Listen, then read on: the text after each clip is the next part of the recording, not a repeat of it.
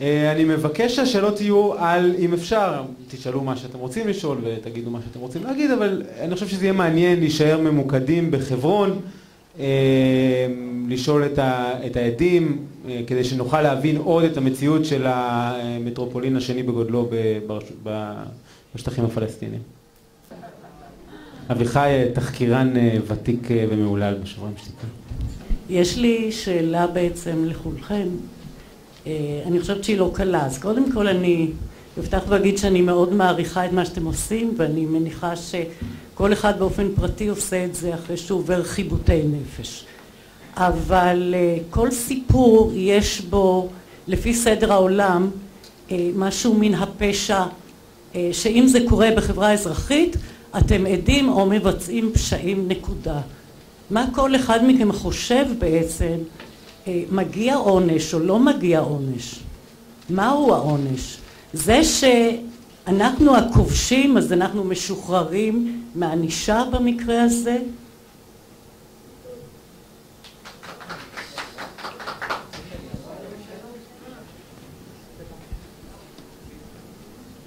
אני רוצה קודם כל להגיד שאני מאוד מעריכה את העובדה שאתם מעידים בפנים גלויות ושאתם עושים את מה שאתם עושים. אני חושבת שהמחיר שאתם משלמים, מחיר החברתי הוא מן הסתם גבוה יותר מהמחיר שכל אחד מהאקטיביסטים אחרים כמונו משלמים, ואני מעריכה את זה מאוד. אני רוצה לשאול שאלה לדניאל, אם אפשר. כשדיברת, היה איזשהו מקום שבו אמרת, זה קרה בפעם השנייה שלי בחברון. עכשיו, אני יודעת שגם בעדויות וגם בספרים, יש מצבים שבהם אנשים שבסופו של דבר מגיעים לשוברים שתיקה, היו בחברון יותר מפעם אחת, חזרו לשם גם ואני תוהה, האם בן אדם כמוך, כי ראיתי איך אתה מדבר וראיתי מה, התרשמתי ממשהו. אני מניחה שיש דברים שתוך כדי הפעם הראשונה בפעילות חשתם שהם פסיכיים, אני יודעת. חשתם שאתם רואים פה גרומים קטנים שנעשים פה ושם, ואתם בעצם לא עושים כלום נגד זה וכולי. איך חזרתם פעם שנייה לשם? זאת אומרת, לא בגלל, לא, אני יודעת שאתם חייבים. אני יודעת, אני יודעת. עזוב את זה. אני שואלת, זאת אומרת, בחייך, אנחנו מכירים הרי, אנחנו מכירים את השטח. אני רוצה תשובה מעבר לזה שאתם חייבים, אם יש. נראה לי שנענה על שתי השאלות האלה. על השאלה הראשונה, סגי ואילן יענו, אני חושב לא נענה כל אחד, בסדר? על הענישה, אמרת שאת שואלת את כולנו, אז אני מתנצל שרק שניים. אני אענה על השאלה של הענישה. יש לדעתי עניין, גם עניין לדעתי בין היתר של הארגון, בזה שאתה שם חייל ואתה שליח של חברה. בעצם חשוב לציין גם שאתה ילד לכל דבר. בכל מדינה אחרת זה גיל מאוד צעיר. אני לא אומר אנשים לא אחראים למעשיהם, אבל אתה מגיע שם ישר אחרי בית ספר, ואתה נושא על עצמך איזושהי החלטה של המדינה. אנשים באו, שמו פתקים בקלפי, ובפתקים האלה הצביעו על זה שאתה תעשה את מה שאתה תעשה. אני חושב שהצבא אוהב מאוד לשים פרצופים לאיזה שהם מעשים, על אף שהעדות שלנו מבטאת את המתרחש בצורה יומיומית על ידי כמעט כל חייל. רוצה להתייחס, אילן? כן, אני חושב שגם שתי השאלות שלכם די מתחברות. אני חושב שעניין הענישה מאוד, ולמה אין ענישה, מאוד מסבירת למה חזרנו. בתור מי שעשה שנת שירות בתנועת הצופים ואז התגייס לצה"ל לקרבי, המכבש הזה, אתה לא שואל שאלות, אתה פשוט חוזר, ודרך המכבש הזה אתה גם לא מבין למה צריכה להיות ענישה, אתה לא מבין למה בכלל צריכה לעלות שאלה, על מה אני אמור להענש בכלל. היום זה סיפור אחר לגמרי. והיום אני מבין מה קרה שם, וזאת אחת מהסיבות שאני פה ואומר את הדברים האלה כבר כמה וכמה שנים, ואמשיך לומר אותם אם אדרש. אבל מתוך אותו מכבש, אתה גם חוזר בלי לשאול שאלות, ואתה גם לא מבין למה בכלל צריכה להיות ענישה. מה בדיוק עשיתי שיש בו בעיה? זה לא ברור. למה חזרנו? אולי ניתן לדניאל לענות, אבל אני אמרתי, דניאל היה בפעם השנייה, אז אני מרגיש שחובה. אתה היית חייל בסדיר עוד, נכון? כן, הייתי חייל בסדיר, כל הזמן היה סדיר. בעצם אני לצערי, בשונה מהרבה מאוד אנשים, הבנתי את רוב מה שעשיתי שם בצורה מוחלטת, וצריך להבין שהפלוגה שהיא הייתה פלוגה יחסית בוגרת לגילה, כולם היו אחרי שנת שירות, בלי יוצא מהכלל, וכל חייל הבין לרוב את מעשיו. וקרו שתי סיטואציות שהייתי נורא קרוב להגיד לא. ואפילו היה לא למ"פ, ואפילו היה פעם אחת שאמרתי שהמ"פ כאילו היה צריך לעלות מולי אישית ולהרגיע אותי מול סיטואציה לא נעימה מול המתנחלים. וזה נראה לי לרוב, בגלל שאתה רק מסתכל על זה אחר כך, אז אתה מבין שלא עשית משהו כי קיבלת פקודה, ואתה ממשיך הלאה, אין מה לעשות, אתה לא תמיד זה, למה ככה, למה ככה, זו התשובה שלרוב תקבל. אתה לא תקבל משהו בנושא מישהו יישב איתך דיון פילוסופיה על למה אנחנו עושים את זה. תקבל פקודה, תעשה אותה, נגמר סיפור. אני רק אעשה לשאלה השנייה, אולי זה זום אאוט קטן להיסטוריה האנושית. אנחנו פה לקרוא לאנשים לקחת אחריות, לכם, לציבור מסביבכם, מאחוריכם בעיר, על המעשים שהצבא עושה היום, עכשיו, בלילה, היום בלילה, נכנסים כוחות בחברון לבתים ועושים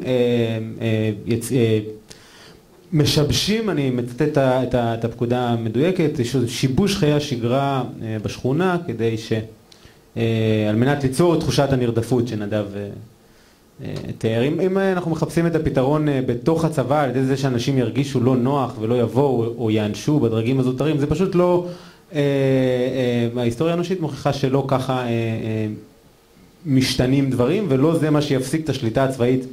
גם אם דניאל כן היה הולך עד הסוף ואומר לא, אז השליטה בצבאית בחברון לא הייתה נפסקת, ואני חושב שהשאלה שאנחנו רוצים לשאול את עצמנו, כל אחד מה האחריות שלו. אז אני מחזיר בשאלה.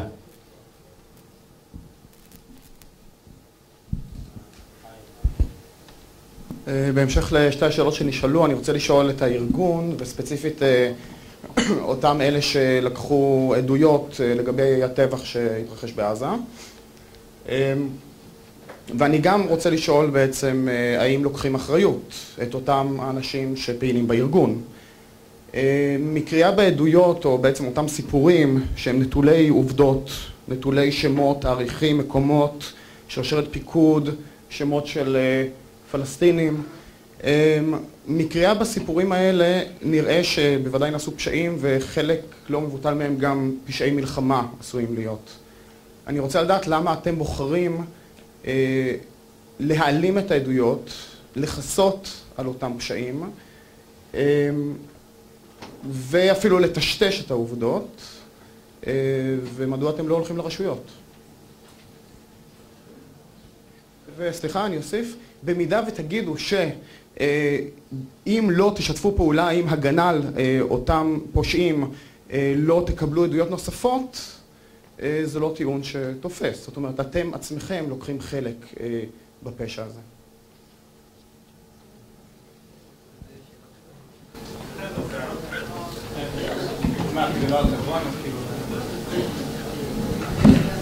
טוב, רק להסביר את העמדה של שוברים שתיקה, וגם כדי שזה לא יהיה ככה אחורה קדימה, לגבי עזה, אבל אני חושב שלגבי בכלל, גם לגבי חברון.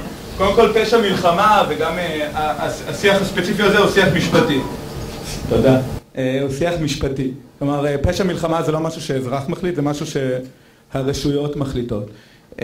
שוברים שתיקה בחרו בקו, שהוא קו שאנחנו יודעים שהוא שנוי במחלוקת, ואנחנו מודעים לבעיות שלו, שאנחנו פועלים כארגון עיתונאי, גם ברמה הטכנית.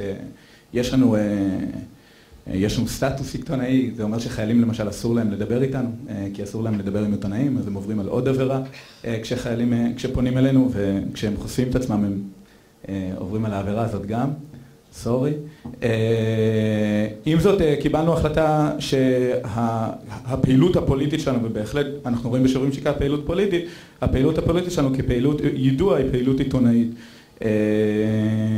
וכשם שאפשר לשאול, נגיד כל עיתונאי, אם הוא לא שותף לפשע בזה שהוא לוקח עדות ממקור מדיני בכיר או עדות ממקור ביטחוני בכיר, הרי אם הוא מדבר, כל עיתונאי שמדבר עם מישהו עלום שם, הוא בעצם שותף לפשע. אנחנו קיבלנו החלטה שזה הדרך הכי טובה להעביר את האינפורמציה החוצה, אבל לתשובה הזאת יש חלק שנייה, כי אנחנו צריכים להסביר למה קיבלנו את ההחלטה הזאת. אנחנו, ושוב, זה מבחינת הראייה הפוליטית שלנו, שאנחנו מבינים שחולקים עליה, לא יודעים על איזה רשות מדובר כשאומרים את הדבר הזה. כלומר, למשל, יש פה אנשים שיושבים על הבמה, מעידים על עצמם, כל אחד, אם מצ"ח היה רוצה לשבת פה, הוא היה יושב פה, אם המדינה הייתה רוצה לשבת פה, היא הייתה יושבת פה, היא לא רוצה לשבת פה. כי הם מבינים שבעצם לשפוט אותנו זה לשפוט את עצמם, זה לשפוט את המערכת. אז זה הרשות הישראלית. הרשות הבינלאומית, קודם כל אנחנו לא רואים בזה איזשהו משהו בהכרח חיובי, כלומר זה לא חיובי ולא שלילי, זה פשוט לצאת החוצה מהארץ, אבל גם שם אין איזשהו מקום טכני שאפשר לבוא, זה לא כאילו שהבית משפט בהאג יושב ואומר, אם רק היה לנו את העדויות האלה של שוברים שתיקה, היינו תופרים את הסיפור מכל כלומר, טכנית אין כל כך מה לעשות עם זה כאילו נשמע כמו איזושהי טענה מאוד עניינית, עד שמתחילים לפרק אותה, וטכנית אין יותר מדי מה לעשות בזירה המשפטית. מה גם שאנחנו יודעים שבזירה המשפטית היו הרבה ניסיונות, ומבחינה פוליטית, לתפיסתנו הפוליטית, הם נכשלו. ולכן התפיסה שלנו. עכשיו, אנחנו מודעים לבעיות האלה, אני גם רוצה להגיד לגבי הדברים שנאמרו, זה שחיילים, וזה נכון עולמית, חיילים זוטרים, יש להם פחות אחריות פלילית ממפקדים, יש לנו אחריות פלילית. האנשים האלה ספציפית הם גם חושפים את זה, ועל זה שהם חושפים את זה הם יודעים את זה, והם גם מבינים את זה, אנחנו מבינים את זה יום יום. כלומר, כל האנשים ששוברים שתיקה שהם מדברים באופן גלוי, אנחנו מבינים שיש לנו אחריות פלילית. וחלקנו, אני יכול להעיד על עצמי, אני אשמח אם יבואו לשפוט אותי. אני חושב שחשוב להאמר.